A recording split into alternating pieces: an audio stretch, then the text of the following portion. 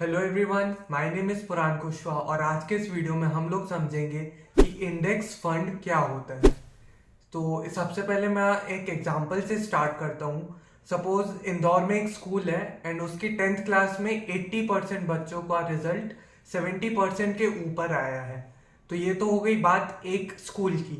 लेकिन अगर आपको पूरे इंडिया का रिजल्ट जानना है तो आपको अलग अलग स्टेट्स के अलग अलग स्कूल्स का एक कंबाइंड रिजल्ट बनाना पड़ेगा। तभी जाके आपको इस उस 10th क्लास का ओवरव्यू मिलेगा रिजल्ट का। सो that is how you get the overview of 10th class result. But इसका इंडेक्स फंड से क्या लेना देना है? इंडेक्स फंड भी मार्केट का एक ओवरव्यू लेता है अलग अलग सेक्टर्स की कंपनीज के रिजल्ट को कंबाइन करके। सो that is what an index is. India में प्राइमरीली दो इंडेक्स होती हैं, निफ्टी जो कि एनएसई यानी कि नेशनल स्टॉक एक्सचेंज की इंडेक्स है, एंड सेंसेक्स जो कि बीएसई यानी बॉम्बे स्टॉक एक्सचेंज की इंडेक्स है। अब अपन आ जाते हैं कि इंडेक्स फंड क्या होता है। बेसिकली मैं आपको एक एग्जांपल लेके समझाता हूँ।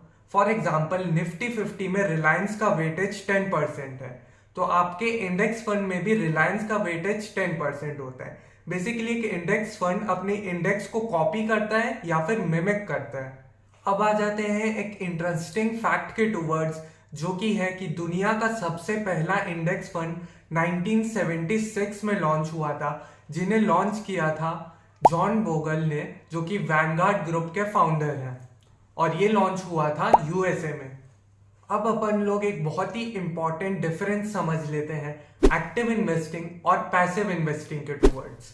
एक्टिव इन्वेस्टिंग में क्या होता है कि एक फंड मैनेजर रहता है, वो अपने रिसर्च और एक्सपीरियंस के बेसिस पे स्टॉक्स को पिक करता है एंड देन उसका वेटेज अपने अकॉर्डिंगली डिसाइड करता है। वेयर एज पैसिव इन्वेस्टिंग में ऐसा होता है कि एक फंड मैनेजर अपने बेंचमार्क इंडेक्स को एज इट इज कॉपी कर लेता है। अब अपन आ जाते हैं कि अपन को इंडेक्स फंड्स ही क्यों चूज करना है, अपन किसी actively manage large cap fund में क्यों नहीं चले जाते? इसका आंसर है डेटा में। आउट ऑफ 28 स्कीम्स 18 स्कीम्स ने अंडर परफॉर्म किया है अपने बेंचमार्क को, which translates to around 64% of underperformance. बड़े बड़े म्यूचुअल फंड्स की स्कीम्स जैसे कि एक्सिस ब्लू चिप फंड ने भी अपने बेंचमार्क इंडेक्स को अंडर परफॉर्म किया है, and that is precisely the reason why we should choose index funds.